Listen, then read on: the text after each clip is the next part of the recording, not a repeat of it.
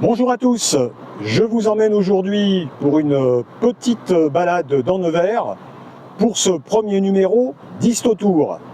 Alors, chaussez vos baskets et suivez-moi.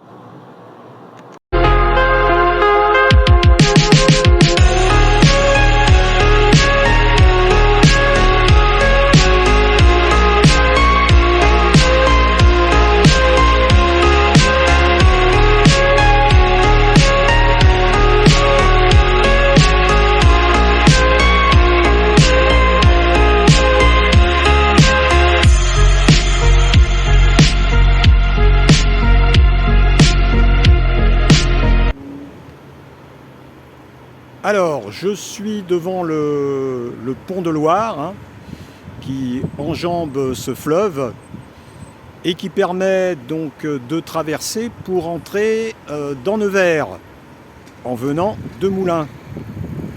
Il a été conçu par l'architecte Louis de Régemorte en 1767. On lui doit également le pont de Moulins. Censé résister aux crues, il a été partiellement détruit à sa construction et complété par une passerelle en bois. Il n'a été achevé réellement qu'en 1832.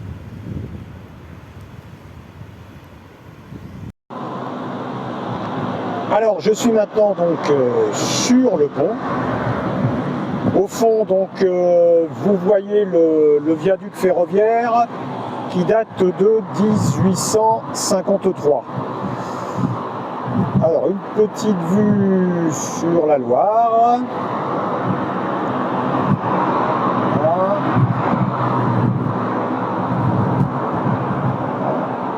Les premiers bâtiments de Nevers.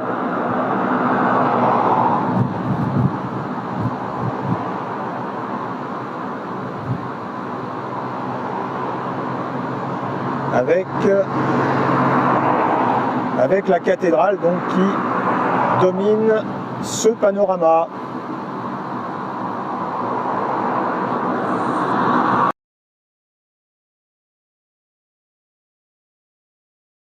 Le premier monument de ma visite, la tour Gauguin. Alors rien à voir avec le peintre. Elle a été édifiée donc au XIIe siècle et faisait partie des remparts de la ville. Elle a été réménagée donc au début du XVe siècle, puis a servi de moulin au XVIIe et XVIIIe siècle. D'ailleurs, c'est vrai que si on lui rajoute des ailes, elle a tout à fait la forme d'un moulin à vent. Au pied de cette tour se tenait le premier port de Nevers, donc au quai des Mariniers, port aménagé par les faïenciers. Je suis maintenant sur le chemin des remparts.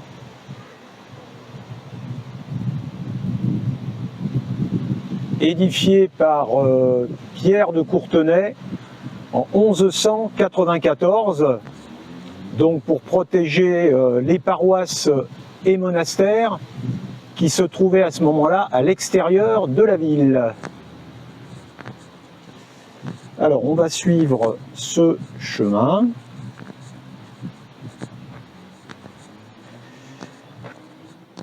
Au moment de la guerre de Cent Ans, donc, les remparts ont été réaménagés avec donc des tours fortifiées. Vous en avez un exemple ici.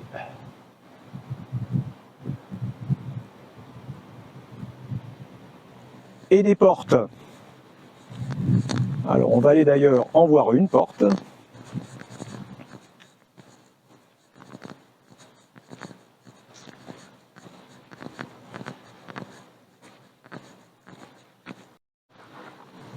Voilà, je suis donc devant la porte du Crou. Alors ce nom de Crou viendrait d'un ruisseau qui se jetait dans la Loire. Voilà, cette tour-porte avait donc un rôle défensif, mais aussi servait de péage pour payer une taxe, donc pour l'introduction de marchandises.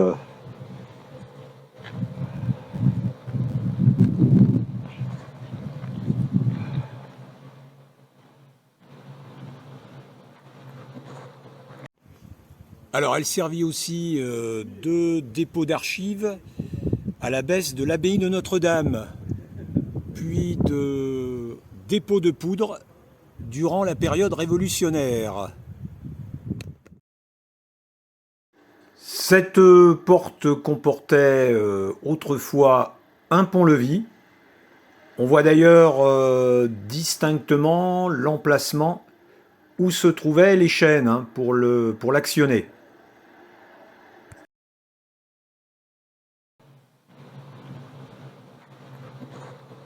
Voilà, donc on va passer dessous.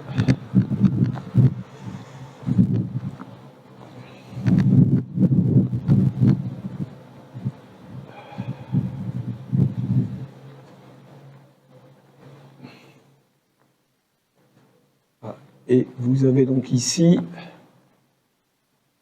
le musée archéologique. Ce musée abrite une riche collection de marbres antiques, grecs et romains, des sculptures romanes et également une grande mosaïque gallo-romaine ainsi que des chapiteaux pré-romans et romans.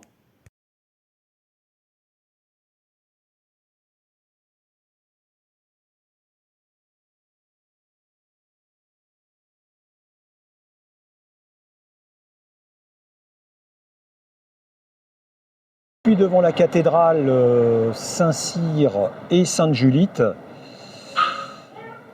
à cet endroit, on trouve un premier édifice religieux dès le VIe siècle. Alors suivront des transformations et des modifications, donc à partir de l'époque carolingienne jusqu'à donc l'édifice gothique sous nos yeux qui apparaît au début du XIIe siècle. Alors son nom vient de deux martyrs chrétiens là, du IVe siècle sous l'empereur Dioclétien. Une mère nommée Julite et son fils Cyr.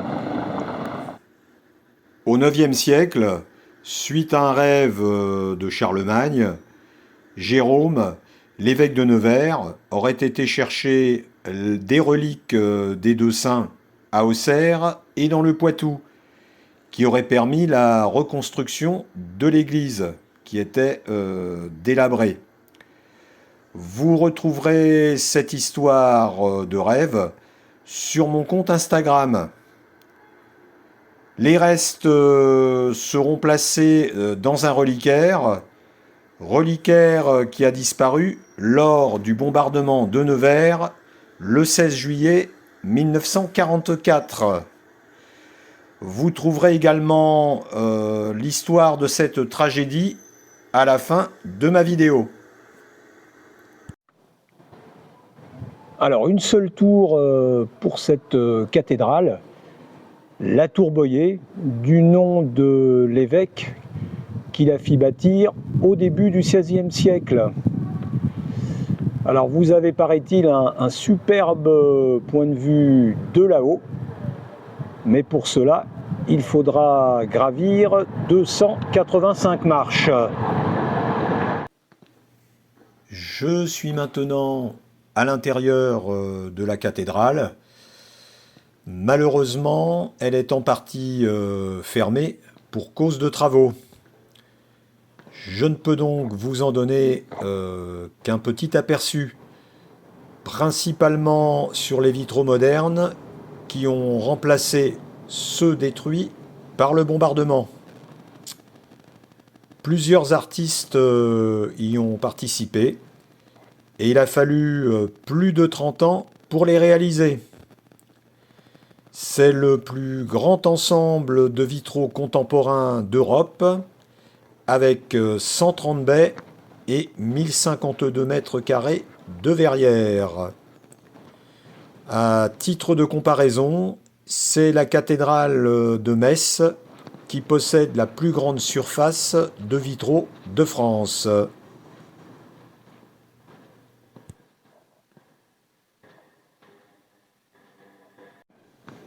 Encore des exemples de vitraux. Et vous remarquerez sur les piliers un chemin de croix un peu particulier puisqu'il est en faïence visiblement.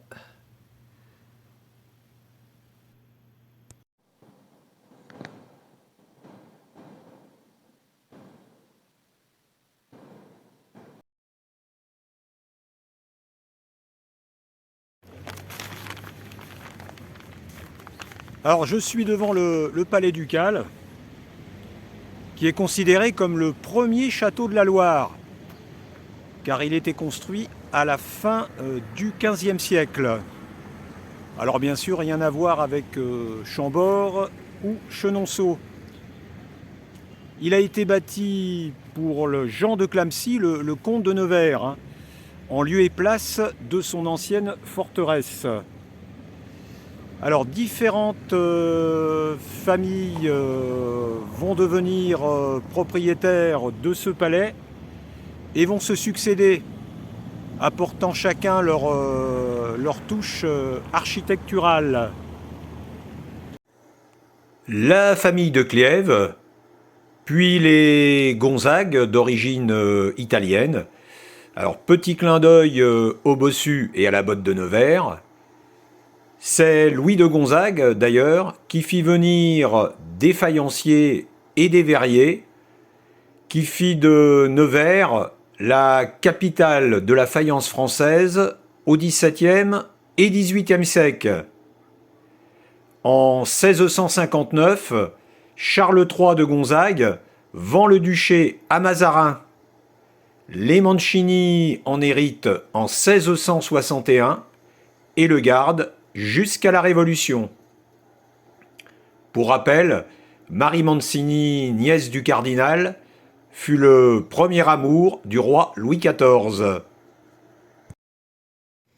L'édifice est ensuite vendu à la municipalité par la dernière héritière du duc en 1810, pour devenir le palais de justice jusqu'au début des années 80.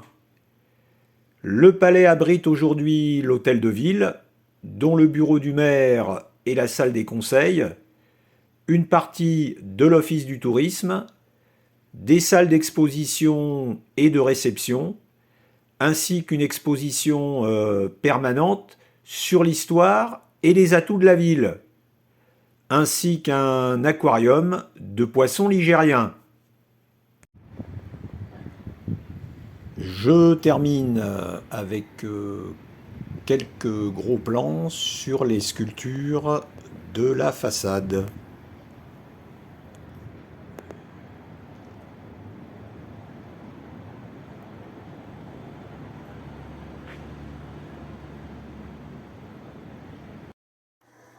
Juste à côté du palais, on a le théâtre de Nevers, dont la construction a débuté en 1809 et dont l'inauguration a eu lieu en 1824. En 1899, Émile Vernon, artiste peintre à Tours, peindra le plafond de la salle. La même année, le théâtre est réaménagé pour des mesures de sécurité par l'architecte Brazo, qui crée aussi ce péristyle avec ses colonnes. Je suis maintenant square de la Résistance. Alors on va aller voir ce qui ressemble à un arc de triomphe. Alors, voici donc la porte de Paris, construite en 1742 sous le règne de Louis XV. Alors, le petit truc surprenant, c'est l'inscription donc sur un des piliers. Alors, je m'en approche. Voilà. Alors, je ne sais pas. Voilà, et donc vous avez des vers de Voltaire, donc pour célébrer la victoire de Fontenoy de 1745. Hein, vous vous souvenez tous de tirer les premiers, messieurs les Anglais.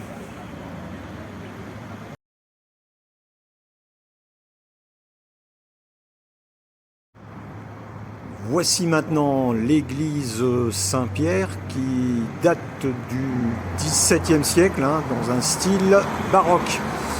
Alors je vais aller voir si elle est ouverte là, mais j'ai un peu des doutes. Alors mes doutes sont confirmés, elle est bien fermée. Hein.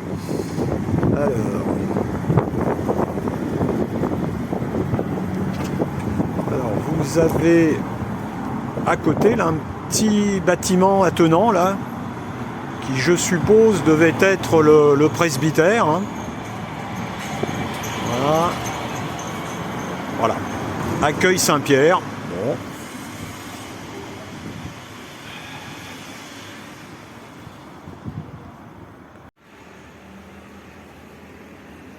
Petite pause gourmande devant le Négus, une boutique de chocolat et de confiserie.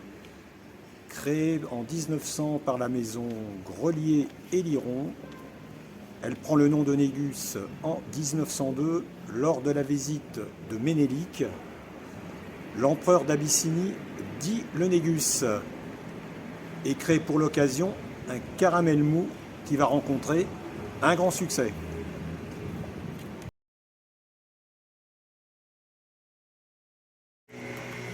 Alors, autre spécialité locale, la nougatine de Nevers. Venue à Nevers en 1862, Napoléon III et sa femme Eugénie vont particulièrement l'apprécier et le ramener pour le faire découvrir à la cour.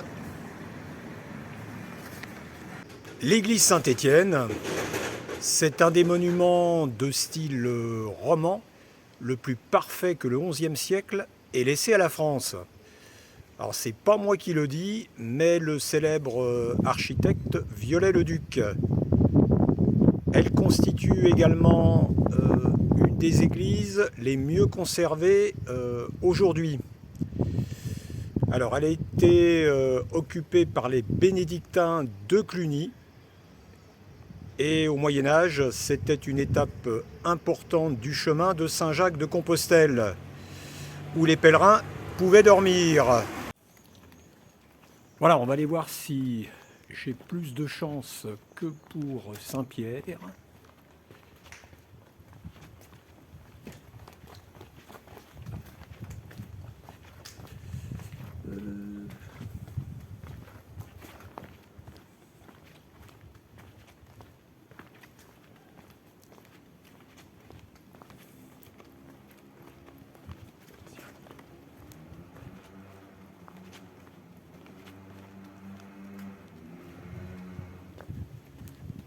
Voilà, ce petit chemin avec des pavés, là, c'est sympa.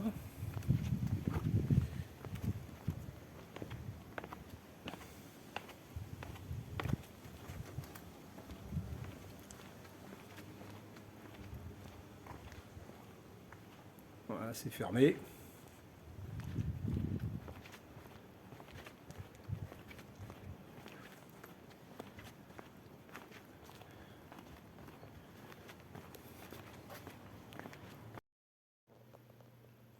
Miracle, c'est ouvert.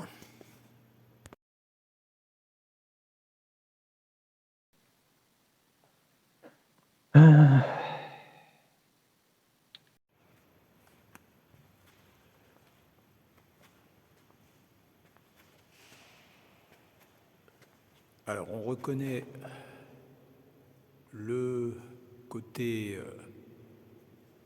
austère et sombre du style roman.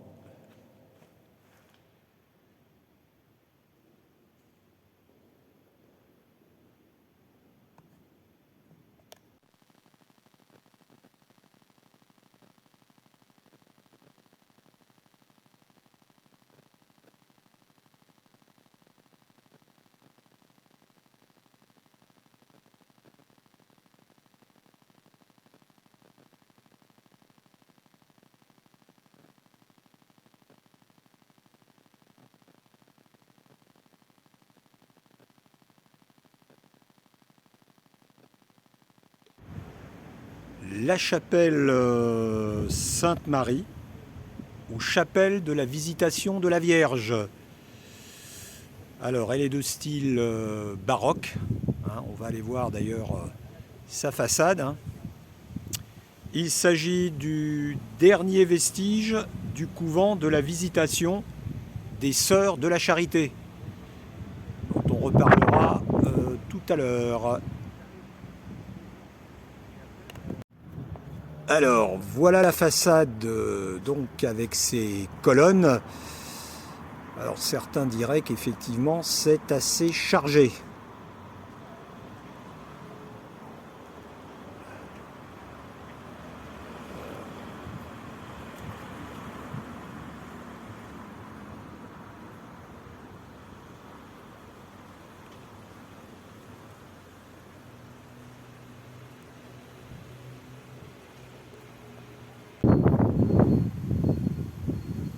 Alors à côté de la chapelle, là on a l'arrière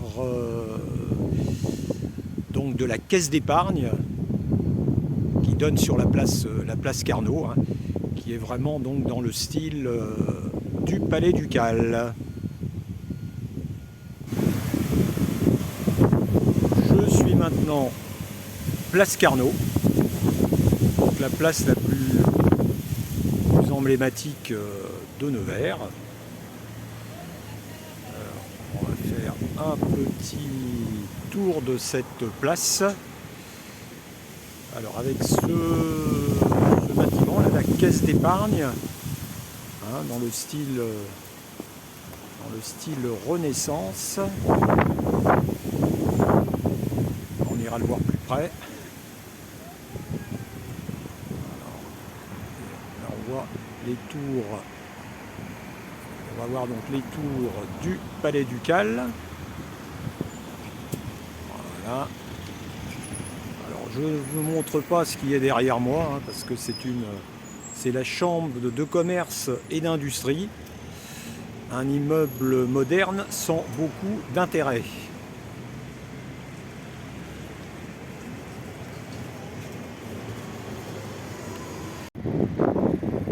Alors vous voyez la façade qui a été sculptée donc par un enfant du pays, Alix Marquet.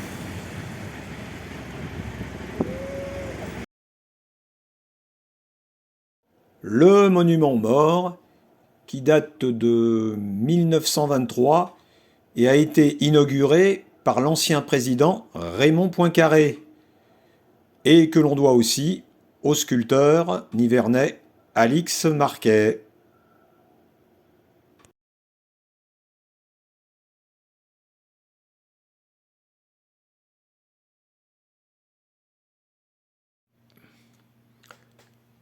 Dernière étape de ma visite, l'espace Bernadette au couvent Saint-Gildard. Si vous me suivez, vous savez que j'ai déjà fait une vidéo ici sur Bernadette Soubirous, qui a passé les 13 dernières années de sa vie comme religieuse, jusqu'à sa mort en 1879. Ce couvent était donc la maison mère des Sœurs de la Charité de Nevers.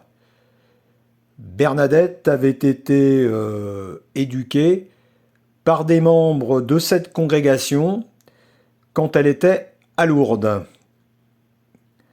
Devant nous se trouve la chapelle où elle repose depuis 1925 dans une châsse de verre suite à son exhumation pour béatification. Alors je n'ai malheureusement pas le droit de filmer. Vous trouverez sur la gauche le musée qui retrace sa vie. Une reproduction de la grotte de Massabielle où les fidèles viennent prier. Une des imposantes façades du couvent, puisqu'à son apogée, il y avait ici une centaine de sœurs et de novices. Sœurs qui étaient ensuite envoyées en mission, si je puis dire. C'est maintenant un lieu de retraite spirituelle avec des chambres donc pour les pèlerins. J'arrive maintenant à la salle d'exposition sur les 100 ans de la béatification de Bernadette.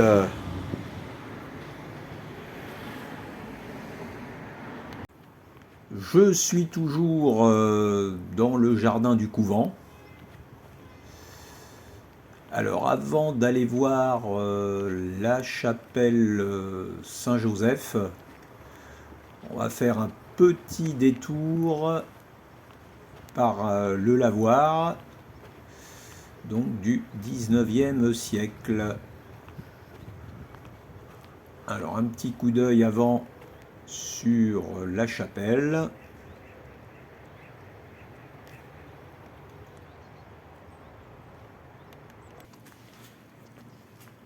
Alors le lavoir là qui vient d'être rénové hein, avec deux grands bacs. Alors on imagine donc les sœurs toutes alignées là en train de frotter leur linge.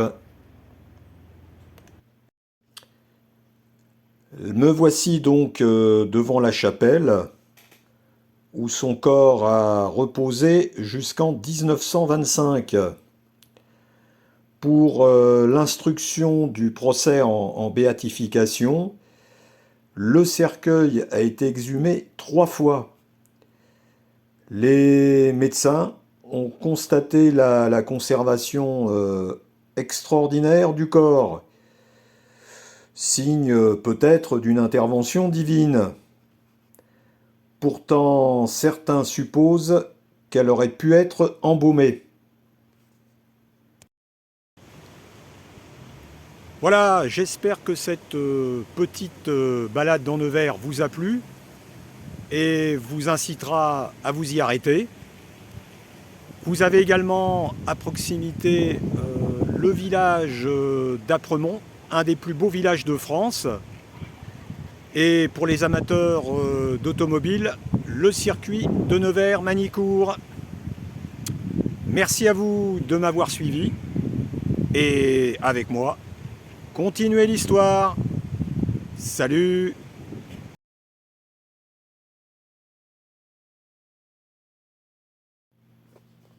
Il est un peu plus de 1h30 du matin quand un bruit d'avion réveille la population de Nevers. Une centaine de bombardiers Lancaster, partis d'Angleterre, ont pour mission de détruire les voies et infrastructures ferroviaires de la ville pour empêcher l'acheminement de renforts allemands vers la Normandie. En 1h30, ils vont déverser plus de 500 tonnes de bombes, atteignant leurs objectifs, mais aussi détruisant plusieurs quartiers de la ville, dont la cathédrale, qui reçut 3 bombes, les Allemands ayant installé une batterie de DCA au sommet de sa tour.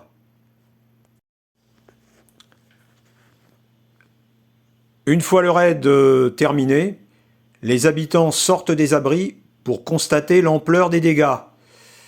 D'après des témoins, tout n'est qu'un monceau de décombres, de gravats, de ferrailles tordues et enchevêtrées.